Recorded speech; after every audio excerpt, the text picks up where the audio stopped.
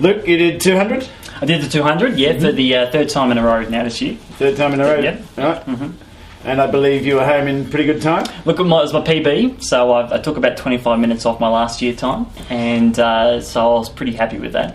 So what time was it? Look, I think it was between 6:35 and 6:40. My clock on my bike is sometimes a bit off, so I'll be logging onto the website as soon as I can to find out. So 6:35 for 200 kilometres. That's correct. And a lot of it uphill. A lot of it's uphill. Yeah. And for Martin, you did how many? 200 Ks? today. You did 200 yeah, Ks. well, How did you go? You know, I enjoyed it. It's a great day out. It's the fourth year that I've been here, and it's just a fantastic ride. And I improved my time on last year, so I'm pretty happy with myself. Fantastic. Yeah. How long was it? 7 hours and 20 odd minutes. Great effort. Yeah, so I'm pretty happy with that. So did a fair bit of work to achieve that. So I'm pretty happy with things. Yeah. When we say work, we've been up at Noosa together for the last 10 days. Okay. Riding in the mornings and then drinking beer and Partying relaxing in the afternoon. Yeah. Tough work if you nice work if you can get it. Yeah. So you guys are what, A-grade riders? Not really, no. No. I'm just making my way through the ranks. So I'm just from C grade moving into B grade now, hopefully, and just been on the bike a few years. Used to be a runner on the track, and suffered a few injuries. And the bike, has all the things I like now. It's great social life. Meets lots of great people, and coming up here is brilliant. Really and enjoy all that it. lycra. All the lycra, I do like the lycra. It's a lot of my friends who I'm a musician, and a lot of my friends don't grasp the whole concept of wearing lycra and shaved legs. So I've given up trying to explain it. Really, it's I can't do it. So it's just smile and nod. Excellent. And Martin, you've been riding a while? No, not really. I was sort of I'm just a social rider and enjoy the cup of coffee at the end and all that sort of thing. And getting a bit old for the competitive stuff, but it's all good fun. And we sort of get out with the young blokes on Saturday, and we had a bit of a whiz round down Beach Road, and just enjoy the camaraderie afterwards. And the same reason we come up here. The camaraderie is great, and it's a fantastic event. And so I'm assuming you said you're up in Noosa training. I'm assuming you're up in the hinterland there. Yes, just a lot of hill work. Yeah, it was good. Hill work. It was really good. Yeah, they're a great fraternity of riders up there too. Just some that travel up there, and some that are based there, and a lot of triathletes, and really good, honest bunch of group of guys up there. Make you feel really welcome. It's a fantastic couple of weeks up there, and they all meet at a particular bike shop in the morning, and it's same thing. It's pretty social. You can be really good like Luke, or you can be a bit of a hacker like me, and you can they can still all ride together. So it's fantastic.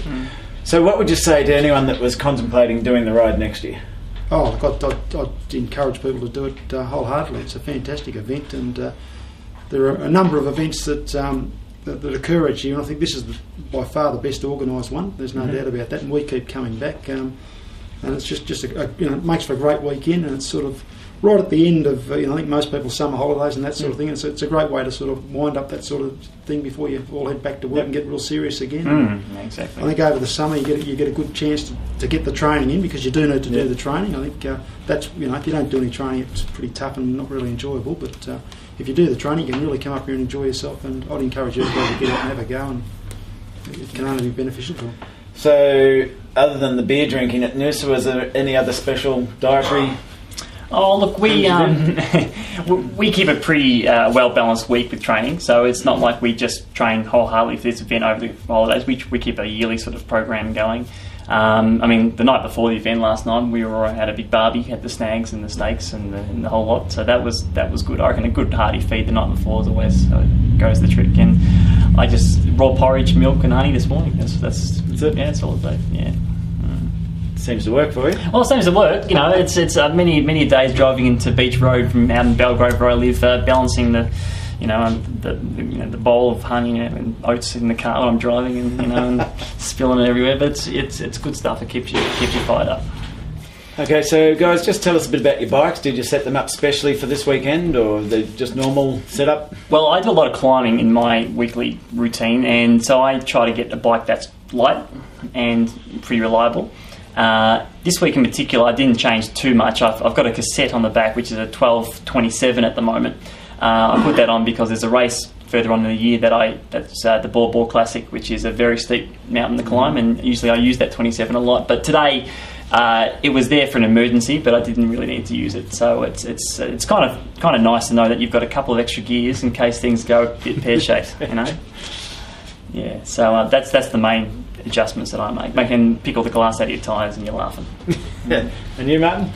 Look, I've got a 25 on the back, but I'd encourage, and you can get away with riding a 25, and I don't think Luke probably went out of the 25 today, but I'd encourage people to make certain they're comfortable with the gear they've got on the back, and I think a 27 for people who don't do a lot of riding would be a real advantage to them.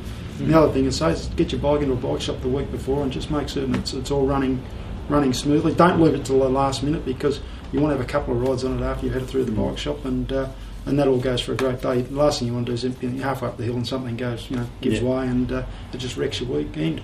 Indeed. So is there anything else you guys do or would recommend that people do? Is anything that you do that you just go, yes, I couldn't do this ride without?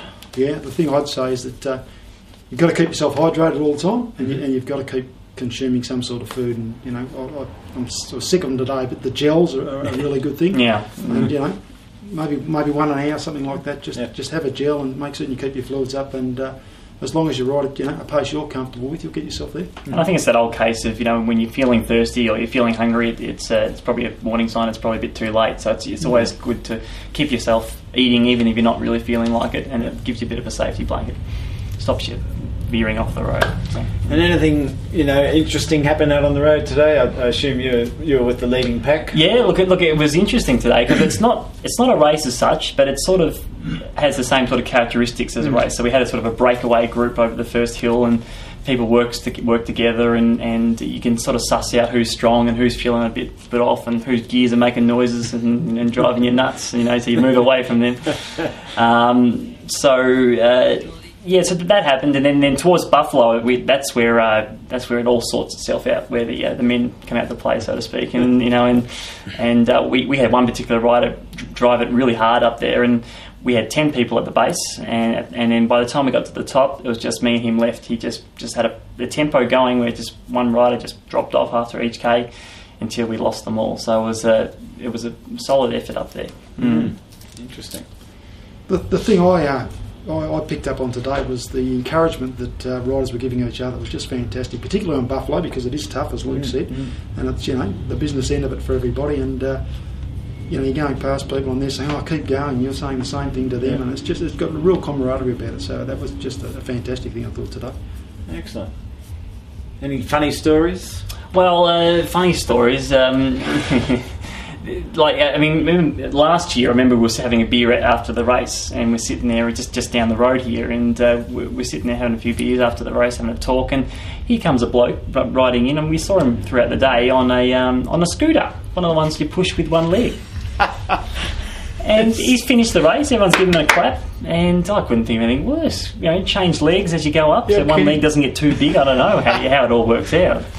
So that was rather amusing. Didn't see him up this year. No, you mentioned you saw someone do it in a penny farthing once, wasn't it? That was a few years ago. Yeah, there's a person in a penny farthing. But no, it was all. Not too much happened today. It all ran pretty smoothly, I thought. Usually, you see a few conked out on the side of the road, but I didn't notice that today at all, and seemed to go really well. Thank you very much. Cheers. Cheers. Thank you very much.